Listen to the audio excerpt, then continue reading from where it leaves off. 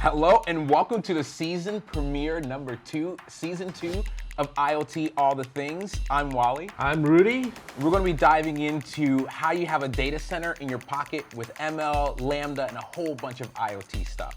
So, Welcome to IoT All the Things.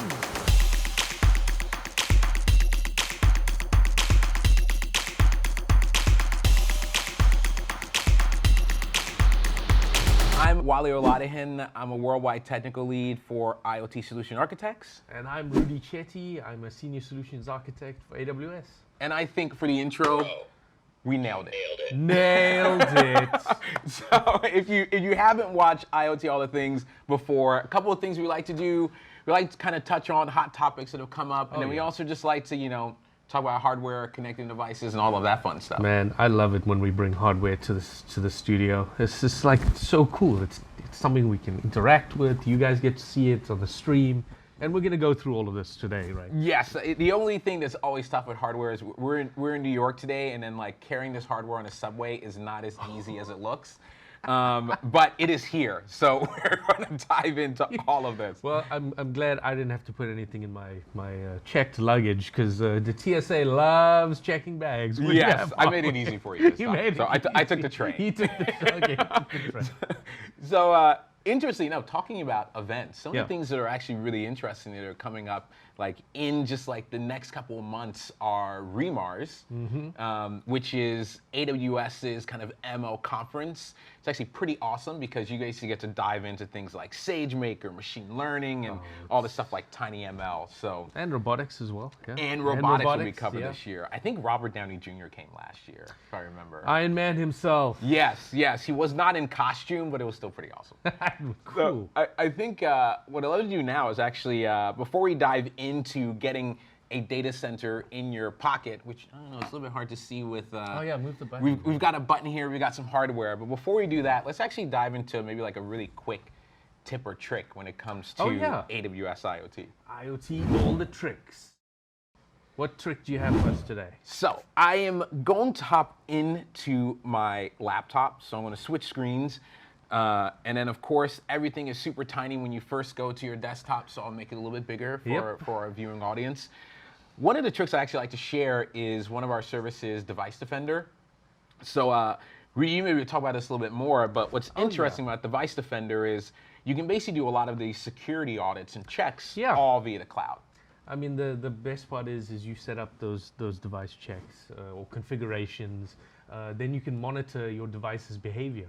Whether you've got an old certificate or maybe the device is sending too much data, like it was sending 1 kilobyte every few minutes, and now it's sending 2 or 3. And you're thinking, well, is my device compromised? What's going on? And then you can generate an alert, and from that alert, you can actually go in and mitigate it. Exactly. How cool is that? Exactly. All in one. Yeah, and what's interesting is, when you get at scale, you kind of think this is going to be really hard to set up. So you're like, oh, I've got even 10,000 devices. You're like, oh, and now I've got to set up a policy for all of them. For each, yeah. And what's really cool with Device Defender is, if you hop into the console, so I'm in the console, I'm in the AWS IoT portion of the console. You go under Defend, so I'll give everyone a chance to go here themselves if they want to try it out. You can click on Detect. And when you get to Detect, you just have to create your first security profile.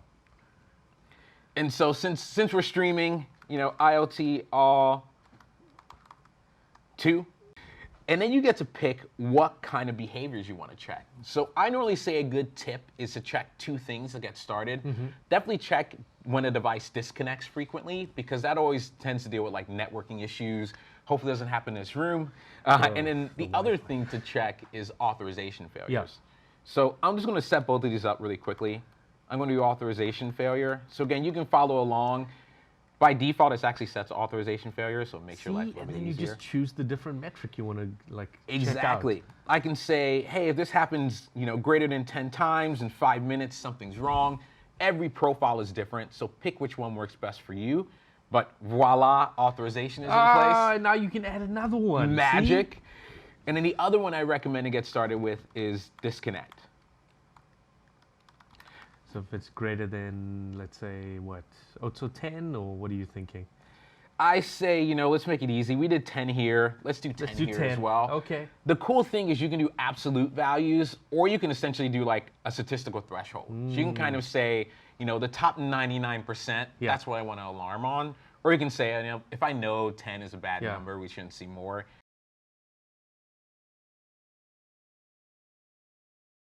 So if you go through this process, you click next. You can set up an SNS topic, or you can create one on the fly, which is really nice. So I can just create, Twitch season 2.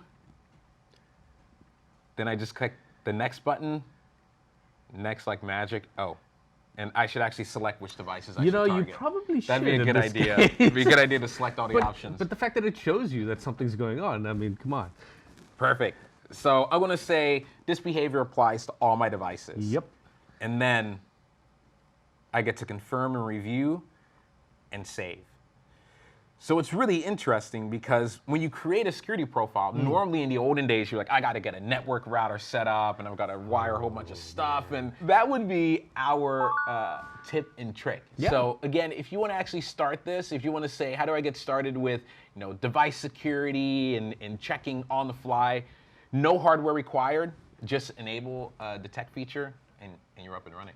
So with that, let's actually switch to the main topic, which is all about how I can have a data center in my pocket. Yeah, let's do that. So this is the Nvidia Jetson TX2. So you can think about a larger footprint. Again, this is not what's going to fit in my pocket. But when you want to run like ML, AI at the edge, you need a fair amount of capacity. This is the right thing for you.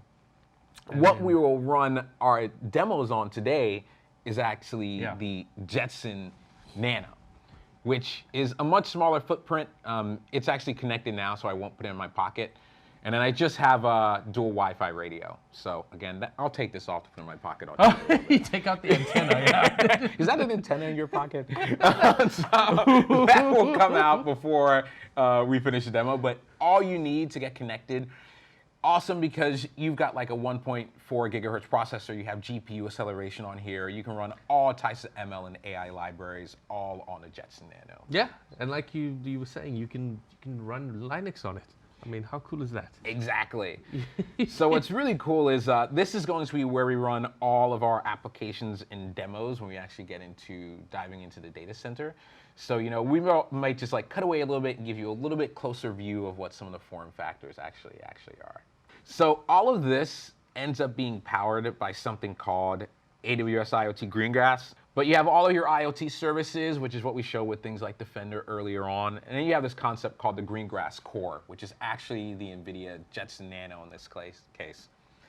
And the Greengrass core is going to run a whole bunch of stuff. We're going to show how to do Lambda functions. We're going to show route data back and forth through the cloud, and even deploy ML through what we call connectors, which is like pre-baked ML training examples that you can run via Greengrass. How about we actually show how you can start, again, getting some of these data center components in your pocket. Oh yeah, let's hop. You're gonna hop into the console. I'm gonna hop back into the console. So just give you an idea, if you do want to try what I'm about to, what I'm going to be throwing down, if you want to smell what I'm cooking. We were talking about wrestling earlier. Can you smell what Wale is cooking? You can go to our Greengrass accelerators. So if you're unfamiliar with how the accelerator program works, we basically have put all of these like Lambda functions, ML training, libraries all together in one place. And then via CloudFormation, you can actually build all of this. So making it as automated as possible for you to get started in ML inference or things like just transforming data with Lambda functions, which is pretty cool. And then you say you bring up the GitHub repo in AWS Labs. For those of you who don't know, AWS Labs and was it AWS Samples as well? Ton of content there. Not only just IoT, but machine learning, databases, etc. So if you're looking for quick start guides, or as Wale mentioned, CloudFormation in there, check out AWS Labs, GitHub, the GitHub repo that we have, and you can go into layers over there, and you never know what you'll find that you can actually deploy into your own infrastructure. Exactly. Yeah. So if we were to start with this sample, we're going to kick a bunch of stuff up. What this is going to eventually do for you is actually launch a configuration cloud side of your Greengrass configuration, and then you have to deploy it on your actual hardware. So the hardware part is separate, but I want to show you the cloud side. So what you can do is, I've done a bunch of deployments. Some of them failed, but you know, the nature of the cloud. It happens. It happens. You plan for failure. So what's cool is, let's say I actually do want to run a Lambda function Yep. at the edge, right? I want to run it on this Nvidia Jetson Nano. What I'll do is, I'll go in, I can actually add a Lambda function to my configuration. I'll use an existing Lambda function. If I go and select the Greengrass, you have to select the version. So what is going to happen is, this is going to actually download the Lambda code onto the Greengrass core.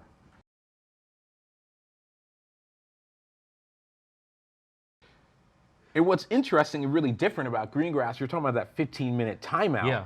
If I actually hop back and go and configure, like make changes to it, what's interesting is, I can have a Lambda function that basically runs indefinitely on the edge. So like, what's interesting is, if you select this lifecycle, it's going to run forever. And I'll do that because I gotta. Well, for the purposes of this, and for the purposes of this demo, I mean. Yeah, I don't want to make sure be plugging things in and out. It gets messy. So cool. If I do this, I have Lambdas running. This Lambda's ready to be deployed. The other thing that I'll do really quickly is, I'll basically add what's called a subscription. Think about this as like routing, right? So like, you subscribe to your email and you start getting emails. Same thing in Greengrass core. Who should receive information and where should it be sent to? Of course. Oh, selecting the console has gone through some pretty cool changes. So I enjoy using it more and more. So let me set up a routing. Greengrass Lambda function is going to route hello world. It's going to go to the IoT cloud. I'll finish, and then this is all set up. So the way I push this down to the Jetson is actually to hit deploy. So as we let the magic happen, maybe we can see if there's any questions from people watching along. I need a server backend for my platformer game, guys. Can AWS handle it? I think we're up to the task. I think we are up to the task. Server backend, it's interesting. We just kind of talked about serverless. I feel like more and more backends are actually going serverless. Yeah. Like, people are basically using API gateway, Lambda, DynamoDB, and essentially running no servers, right? You don't need to patch anything. You don't need to hop in and SSH and all of that stuff. So I don't know if that's what you're seeing too. Yeah, I think that's the patterns that we're seeing deployed more and more in the field of people moving towards, because they're sitting there and they're going, well, I normally have to manage all this infrastructure, EC2 or in the traditional on-premises data centers, and they're thinking, well, can I take that burden and get rid of it? And that's exactly what they're doing. They're going to the serverless way of doing things, and that paradigm comes with less things to manage, because things like AWS Lambda are managed services, where we do the heavy lifting for you, and you just go in and write your function and run it as many times in Python or in Java. I had a moment of weakness. I've got some Python Lambda functions lying around. We all have those. We all have those moments. We always have. Don't worry, it's good. People are going to cheer for you. See? Perfect. Python, yeah. So if you are looking for an example, so the person asking about like serverless backends, similar we talked about AWS Labs. If you go to AWS samples, we actually have several like Lambda serverless backends in CloudFormation. So mobile backends, IoT backends, web app backends, all same thing, CloudFormation, and it can give you like a really good starting point. And they get updated, pretty often depending on which service you're looking for. Yeah, and we started doing local translations. We have AWS GameLift as well, if you want to look at stuff like that. I Exactly. mean, you could. I think. Oh, looks like someone's even mentioned it. Yeah. GameLift? GameLift. Okay, great. So that is the other angle you can take. Yeah, someone's mentioned GameLift. Okay. If someone builds something, totally message us, like hit us up on Twitter and say, oh my goodness, I just built like a server backend using GameLift or Lambda. What do you think? And happy to just give you some guidance, some heads up, some best practices. So. Or if you can code something that changes our name tags on the fly, I mean, then we're talking. Then we're in business. Then we're Even though I talking, might have to right? take this off. Oh, we might have. PG-13, folks. PG-13. Okay. Cool. Let's Okay, see. well, looks like any other questions? No, I think that's it for now. Well, I mean, we'll check back in to see if there are any other questions, but please Keep feel them free coming. to put them into Twitch chat. I mean, we're monitoring it right now, and We're watching we'll you. get yeah, Me watching you, watching me. we'll get to your questions as soon as we can, while we wait for Wallace code to deploy. Yes. Well, we can Let's actually check, see. Let's check it out. Is it, This has deployed. Oh, it has, okay. It happens pretty quickly. I'm on a corporate network, so I'm pretty close. Have a good connection. All the deployment does is package all this stuff up as a binary, pushes it down to Greengrass core, and then starts running. So what I'll end up doing is I'll go and hop into our test console. It's a great way of just figuring out what's happening. And since I published something called Hello World, if life works for me, I should eventually get a message here on Hello World. Oh, okay, thank goodness. I think I set the timer to like 60 seconds, and I went, maybe that's going to be a bit too high. But what you can see here is this Lambda function is running on the Jetson Nano full time. It just continues running over and over again. Then it publishes a message back to the cloud. Yeah. I can have the Lambda function do everything locally if I wanted to. But again, it just shows that I can essentially run all this Lambda goodness in the cloud directly on hardware. That's the perfect way of also testing out things. Is like you're running Lambda on the cloud and you're saying, well, you know what? I want that functionality on the edge. I have it. Let me deploy it down there. Exactly, Lambda exactly. At the edge, folks. Lambda Lambda at the edge. at the edge, not the edge of the table. The edge device itself. Closer to the edge of this other Oh, side of the table. that other edge. Okay. Yes, maybe splitting the Put that difference. on the edge. Okay. No, we don't want that. We don't want that to fall down, fall off. But Lambda at the edge. Yeah. And I think what's pretty cool here, and like why, when you start running Greengrass, you go, oh, what kind of use cases does this open up? Yeah. Is that you get this blend where, if you're an embedded engineer, you're used to, I'm going to run Yocto, and it's going to be hard in Linux environment, and I'm going to do everything in C. But then you can start doing things where your Lambda function runs in Python or Java or Node.js, and you can start having other teams essentially validate functions that you feel like can run at the edge, and not have to figure out like, oh, how do I get this C linker to work, and how do I blend it in with what's on the operating system? It's all abstracted away from you, so you can do those languages you're most comfortable with. Okay. I mean, I like it. Again, Lambda supports so many languages nowadays Exactly. with the custom runtimes. I mean, you could write it in anything. Anything you You want. write it in lol code. I don't know if you've ever seen lol code. I have not seen law code. I don't know if it's going to lull me to sleep or if I'm going to be Oh, really no, excited. LOL. So it's lol code. So it's like icon has variable and stuff like that. I have never seen this before. You gotta check I out sense Rudy's going to be doing an episode lot on of- this law code. lol code. Lol code? Lol code, yes. So let's actually see if we can take this a little bit farther, right? We Yeah. kind of said, oh, can I run Lambda at the edge? And that's like one part of, the data center, so to speak.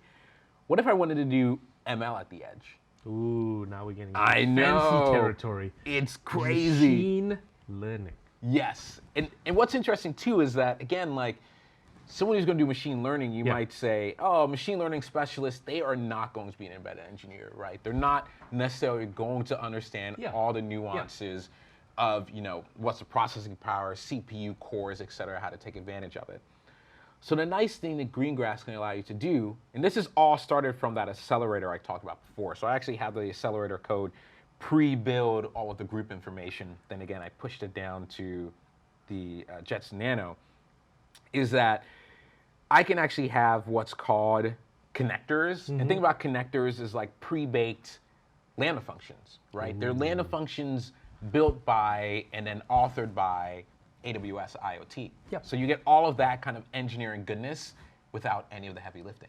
So if the functionality doesn't exist, you can let us know, because most of our roadmap is driven by customer feedback. But you can also go in and custom code it yourself. Why not? Yeah, and we actually, interestingly enough, again, kind of going back to some feedback we always love to hear. If you are a big Twitter fan, there's this AWS wishlist hashtag. And so like what I tell people to do is, I'm bouncing this idea off, I was testing something out. I don't really know how to like get it out into the Twitter sphere. If you tag it AWS wishlist and go, hey, like I wish you would do this, people actually look at that. Like, not only that, we'll have PMs go in and then say, hey, like, we built this. Like, we should respond on Twitter and say, hey, this is now live. You should check it out. So you haven't used that before. I feel like a PM's going to email me right after this and go like, I got like 10 notifications. It's like, why are you telling people to wish list everything? But it works. It's like awesome. And then you'll start seeing other people who are like, I wanted this feature and then I figured out how to do it anyway. Like, check it out. So going back to our ML, what's interesting, I'll show you a couple of things that are managed services. Yeah. One is the ML connector. And you're probably like, well, how does this even get built? And what's interesting is what I've done ahead of time is I basically just created a SageMaker Notebook. Nice. So I've actually used one of the samples for image classification, and this is all part of the Greengrass accelerator.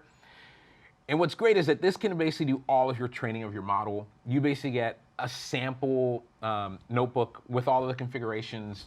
You change a few settings so you can actually tailor it to the Nvidia Jetson or to other hardware, all inside of the accelerator code. So all of that GitHub goodness is here, so you can read through and test it out.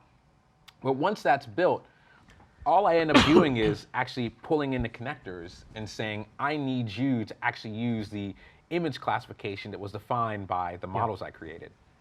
So hopping in here, you can see my SageMaker Notebook. So you can see that this is now linked from Greengrass in a notebook. Yeah. So this is deployed, movie magic, running successfully on a Jetson Nano. Something I'll point out is that that connector has two functions to it, if you noticed. One is the image classification, no camera. So what we're doing is we basically have this like loop set of images we'll predict on. So again, not perfect, but if I had some more time, USB, a camera on there, and you can do this live. The other piece of it is something called the ML feedback, which is interesting because you can essentially start to collect data to do retraining. Yeah. And so not only can I do the ML inference on the edge, I can actually start feeding back the feedback from the inference I do back to the cloud, right? Because some people, you start training it and then you're like, oh, that was wrong, but I don't have all the data that came back from this. How do I get it? Yeah. So you can kind of combine these two to get the best of both worlds.